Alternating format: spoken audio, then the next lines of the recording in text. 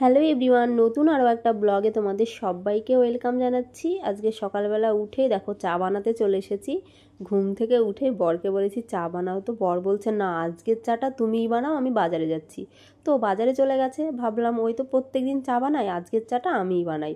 ওই জন্য দেখো তুলসী পাতা, তেজপাতা, আদা, গোলমরিচ সমস্ত কিছু দিয়ে নিয়েছি, অল্প একটু তাল মিশ্রিও দিয়েছি। ওটা দিয়ে এই মনের মতো করে চা বানালাম। এই চাটা এখন বসে বসে খাবো। বর বাজার করে আস্তে আস্তে মনে হয় লেট হবে, যেহেতু আজকে সানডে ওই জন্য ওর বাজারে গেলে লেট হয়। চিকেন কিংবা মটন আজকে বাড়িতে আসবেই, তবে আমি বরকে বলেছি আজকে কিন্তু তুমি চিকেন আনবে। কেন বলো তো? বাবার বাড়ি থেকে বাড়ি এসেছি প্রায় এদিকে 1 মাস হতে চললো। যে কটা দিন মাংস এনেছে মটনই এনেছে, চিকেন একদিনও আনেনি। আর আমার মেয়ের চিকেন খেতে খুব ইচ্ছা করেছে।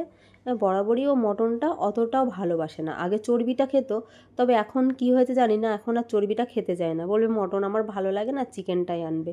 কিন্তু আমার আবার মটনটাই ভালো লাগে, যেহেতু এখন মাংস সেইভাবে খেতে পারি না। মটনটা হলে ওই কষানো 1 পিস খাই, 1 পিসের বেশি কিন্তু আমি খেতে পারি না, 1 পিসই খাই। তবে চিকেনটা এখন একদমই খেতে ইচ্ছা করে না, আগে তো 2-1 পিস খেতাম, এখন চিকেনের কথা মনে হলেই না গা গুলিয়ে ওঠে। ওই জন্য আমি চিকেনটা আনতে বারণই করি, কিন্তু মেয়ে যখন খেতে চাইছে মেয়ের জন্য তো আনতেই হবে, তাই না? ওর জন্যই তো সব কিছু, ওকে নিয়েই তো আমাদের সংসার, ওর কথা তো মাথায় রাখতেই হবে। ছোটোখাটো আবদারগুলো যদি আমরা মা বাবা হয়ে পূরণ না করতে পারি তাহলে আর পূরণ করবে কে? হ্যাঁ, তবে সব সময় সব আবদার বাচ্চাদের মেটানো উচিত নয়। কেন বলো তো? ওদেরকে অভাবটা বুঝতে দিতে হবে, শেখাতে হবে অভাব কী জিনিস, তা না হলে ওরা কোনো দিনই নিজে পায়ে দাঁড়াতে পারবে না। হ্যাঁ, তবে খাবার জিনিস যখন বলে তখন ওই যে নিজের সাধ্যমতো এনে দেওয়ার চেষ্টা করি। তবে সব সময় ও সব কিছু যখনই আবদার করে না, মানে সময় মতো ওকে এনে দিই না আমরা, 2-4 দিন লেট করে এনে দিই। ওই যে বললাম না, সব কিছু যদি সময় মতো ওকে দেওয়া হয় তাহলে অভাবটা কী জিনিস ও বুঝবে না। আর অভাবটা কি সেটা যদি ও বুঝতে না পারে তাহলে ও কখনোই নিজে পায়ে দাঁড়াতে পারবে না। ছেলে কিংবা মেয়ে যে সন্তানই হোক না কেন, প্রত্যেকেরই কিন্তু নিজে পায়ে দাঁড়িয়ে তার কেরিয়ারটা সুন্দরভাবে গড়ে তোলা উচিত। এর পেছনে তার মা বাবার হাত ছাড়া আর কারোর হাত থাকতে পারে না, সেই জন্য মা বাবাকেই সেই দিকে নজর রাখতে হয়। আজ তোমাদের আর একটা কথা না বলেই পারছি না, মানুষ না ঠেকলে শেখে না।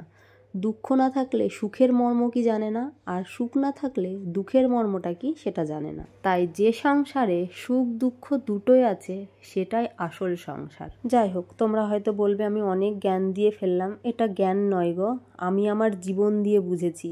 এতদিন যা দেখেছি, যা বুঝেছি, যা হয়েছে সেটাই আজকে তোমাদের কাছে একটু ছোট্ট করে তুলে ধরলাম, মানে বলতে পারো আমার জীবন কাহিনী এটা। যাই হোক, আমার ওইদিকে ঘর গোছানো হয়ে গেছে, বিছানাও গুছিয়ে নিয়েছি, আর বর বাজার থেকেও চলে এসেছে। কি বাজার এনেছে তোমাদের অবশ্যই দেখাবো, তার আগে এই দেখো এইগুলো ভিজিয়ে মেশিনের মধ্যে দিয়ে দিই। ওইদিকে মেশিনের মধ্যে কাচা হবে, ততক্ষণে এদিকের কাজগুলো সেরে নেব। কাজ বলতে ঘর ঝাড় দেওয়া, মোছা, বাসন মাজা, এই কাজগুলো নয়। হ্যাঁ, ঘরটা আরও একবার ঝাড় দেবো, কেননা ওই কাজের কাকিমার ঝাড় দেওয়া আমার একদম পছন্দ হয় না, আমি একবার অবশ্যই ঝাড় দেবো। তবে ভেবেছি আজকেও আমি স্নান করে নেব, যেহেতু সানডে, সোনার তো স্কুল নেই, রান্নারও তো তাড়াও নেই, একেবারে স্নান টান করেই রান্না করবো। আর কি ওয়েদার দেখছো, এই বৃষ্টি হচ্ছে, এই রোদ হচ্ছে, মানে বোঝা মুশকিল কখন কি হচ্ছে। আর অনেকগুলোই কাচার জন্য বেরিয়েছে, আজকে আমার 4টে নাইটি বের করেছি, সেগুলোও সার্ফের জল দিয়ে ধুয়ে দেবো। প্রত্যেক দিনই ধুয়ে দেওয়া হয়, তবে আজকে একটু অন্যরকমভাবে ধুয়ে দেবো। কেন বলো তো? হালকা হালকা একটু গরম জল করে নিয়েছি। আসলে কি বলো তো, এই কটা দিন বৃষ্টি হচ্ছে তো, মানে এই রোদ এই বৃষ্টি কেমন কেমন যেন একটু লাগছে, আর একটু হালকা গরম জলের মধ্যে যদি দিয়ে দেওয়া যায় বেশ ভালো লাগে। ওই জন্যই আর কি একটু গরম জলের মধ্যে দিয়ে ওগুলো কাচাতে দিয়ে দিয়েছি। আর এইদিকে দেখো বাজার এনেছে, দেখলেই তো কী কী এনেছে। আর এই হচ্ছে মাছ, আর ওই যে হচ্ছে চিকেন।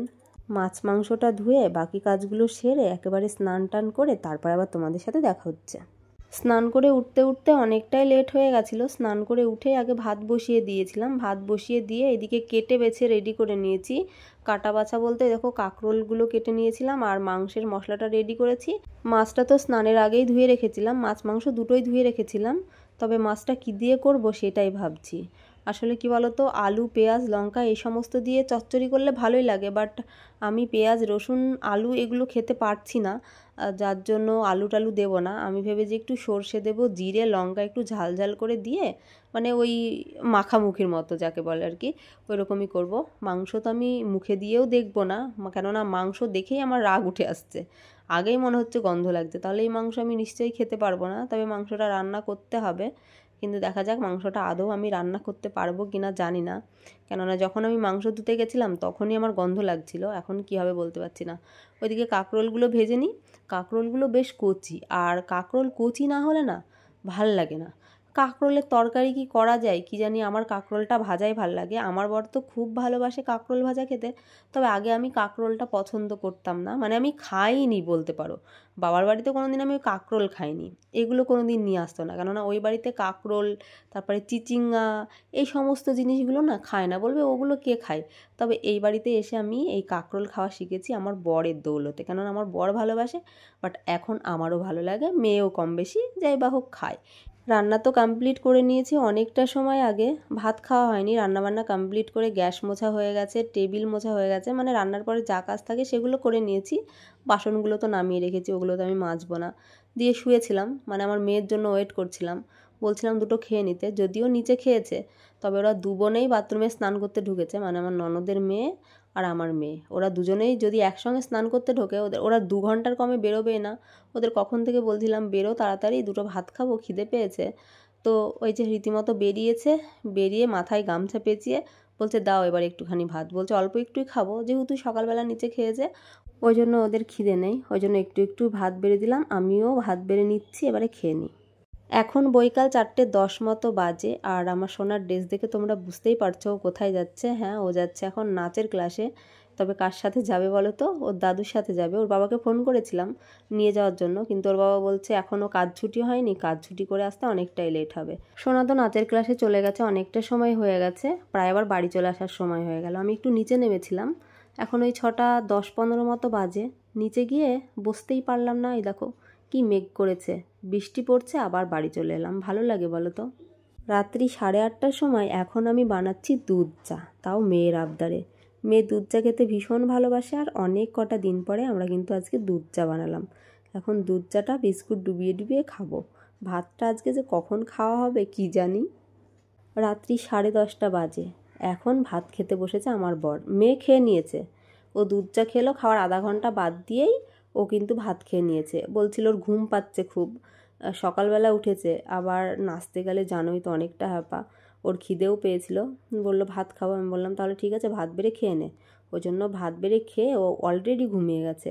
আর আমরা এইসবে খেলাম, আমার খিদে পাচ্ছিল না, ওই যে দুধ চা খেয়েছিলাম ওই জন্য আমার খিদে পাচ্ছিল না। বরকে বলছি এই খাচ্ছি এই খাচ্ছি, এই করে ওই যে 10:30টার সময় ভাত খেলাম, খাওয়া দাওয়া করে এই যে ডিউটি তো পালন করতেই হবে, ঔষধ খেতে হবে। কালকে আমি ঔষধ খেয়েছিলাম না, সারাদিনটা যে আমার কীভাবে কেটেছে কি বলবো, মানে সকাল থেকেই আমি ঔষধ খেয়েছিলাম না, বন্ধ রেখেছিলাম, কিন্তু ভাবলাম যে না আজকে বন্ধ রাখলে হবে না, আজকে ঔষধটা খেতেই হবে। যেটা করলে আমি ভালো থাকি সেটা তো করতেই হবে, তাই না? ঔষধ খাওয়া হয়ে গেছে। বর মানে বাজার থেকে এসে এসেই একটা আপেল কেটে দিয়েছিল, তখন খেয়েছিলাম অল্প একটু, আর এই যে একটু রাখা আছে, মানে ভাত খাওয়ার পরে খাবো বলেই কিন্তু রেখে দিয়েছি, ওটাই এখন খেয়ে নিচ্ছি। খেয়ে আমিও ক্যাথার মধ্যে ঢুকে যাব, শীত লাগছে।